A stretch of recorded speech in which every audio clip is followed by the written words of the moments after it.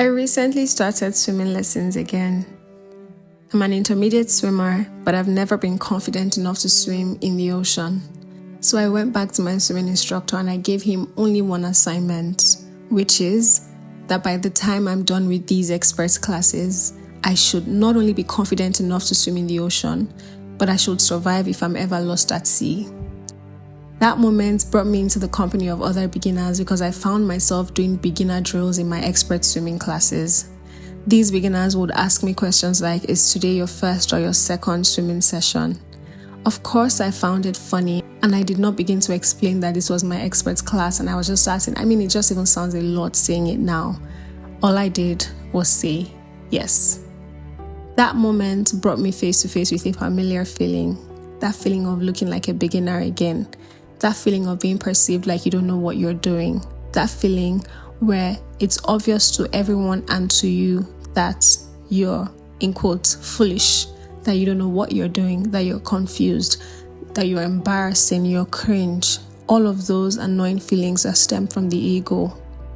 And so I was wondering, why are we so afraid of looking foolish? I know you don't like to look like a fool. I know you don't want people to think that you don't know what you're doing. But what you're missing is that both the wise and the foolish will go through a period of looking wise and foolish. But only time will tell who is wise. If you want to be wise, you have to be okay with looking foolish. If you want to be an expert, you have to be okay with looking like a beginner. If you ever want to be truly understood, you have to be okay with being misunderstood. The thing about being foolish is that it's a rite of passage for whoever wants to be wise. Part of wisdom is realizing that foolishness in the eyes of men might just be all-round wisdom. You have to be okay with looking wrong. It's almost like a test. Be okay with looking wrong. Be okay with looking foolish. Be okay with people thinking you don't know what you're doing. It's all part of the process. Your wisdom is tested through your acceptance of human invalidation. If you always need to be validated by human beings, you will exempt yourself from the process of attaining wisdom. In fact, if everyone accepts what you're doing, you're probably doing something wrong. If everyone around you is a big believer of every single move you make, you're probably making the wrong moves. If you never go through a period of intimidation, of looking like you're going left, of doing something that is either so outrageous, so bold, or so out of context, you have not enrolled in being proven wise. And if you're so afraid of looking like a beginner, it's going to be difficult to be an expert. So, be okay with looking like you've missed your way. Be okay with looking like you're wrong. Be okay with looking like you're dumb. Be okay with looking like you are defenseless. You don't need to defend yourself. You don't need to explain yourself. Now, of course, there's a balance to this. It doesn't apply to every situation.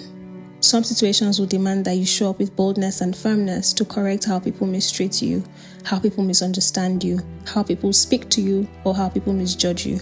But some other moments will demand that you keep quiet and that you don't defend yourself.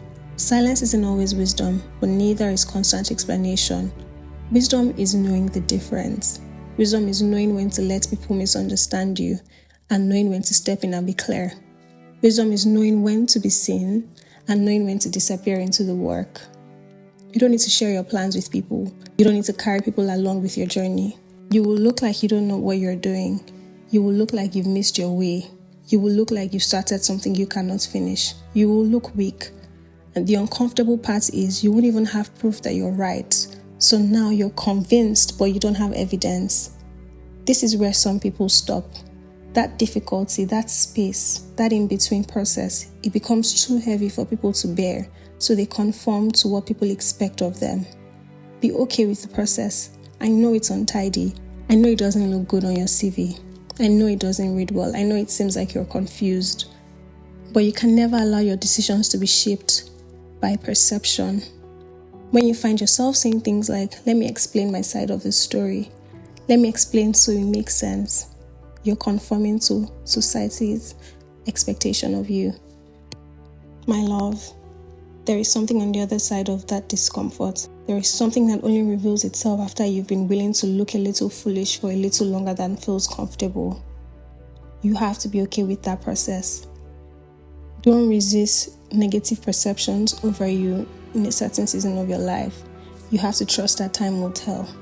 You have to trust that wisdom is knowing what to do and doing it. If you truly are wise and you know what to do, then do it. And if you're currently doing what you know to do, then you are wise. Why would you despise your wisdom and exchange it for the foolishness of the world only so you can seem politically correct? Don't exempt yourself from being wise.